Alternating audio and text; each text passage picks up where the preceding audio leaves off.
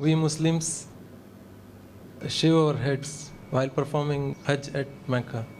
And Hindus, they also shave at Tirupati. Is there any scientific reason other than religion?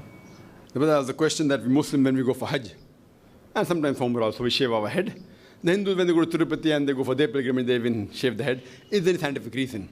That the reason we Muslims shave our head is because if you analyze that a look of a person depends a lot on the hair. Therefore, you have hairstylists, different types of hair, and then you have the punk style and this style. And even the ladies, that's the reason that Islam says that a woman should cover her head, because the beauty also lies in the hair, different hairstyles, etc. Now, when we go for Hajj and we shave off our head, it's for humility. That for Allah subhanahu wa ta'ala's sake, we're humbling ourselves. So it is mainly for humility, not that Allah wants our hair. Allah doesn't require, even the animal we sacrifice, neither the blood, neither the meat goes to Allah subhanahu wa ta'ala. It's our piety. So we're shaving our head to show that we humble ourselves before our Creator. So that's a sign of humility. That for Allah's sake, we're ready to humble ourselves. That's the reason.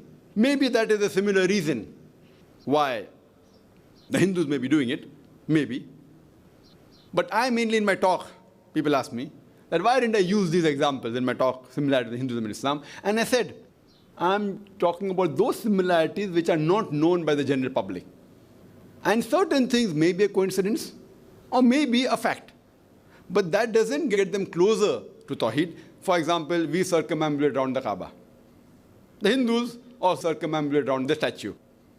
The reason we circumambulate is because it's a commandment of Allah subhanahu wa ta'ala and a prophet. The logical reason I can give is because when we circumambulate around the Kaaba, we are testifying there's one Allah subhanahu wa ta'ala. So they also have a custom of circumambulating around their idol. So again in the scripture it is mentioned there's one God only. So I mainly have gone to the scriptures, quoting their scriptures about the authenticity, which is more powerful for me rather than quoting these examples, which they'll be satisfied. Now we're circumambulating, we are doing right. But what they're doing is wrong. They circumambulate around an idol. So I purposely leave out these similarities, which may be very striking in front of a normal human being, but may mislead a person. So I give examples of those things that do not do idol worship, as mentioned in the scripture. That's much more better to get them closer towards Islam, rather than mentioning these things like circumambulation or shaving the head, etc., which is a fact. So why we do, I'm giving the reason. It may have been the same reason there, but because they've manipulated it with an idol, which is not the case in Islam, the moment I give that similarities, it may mislead a person.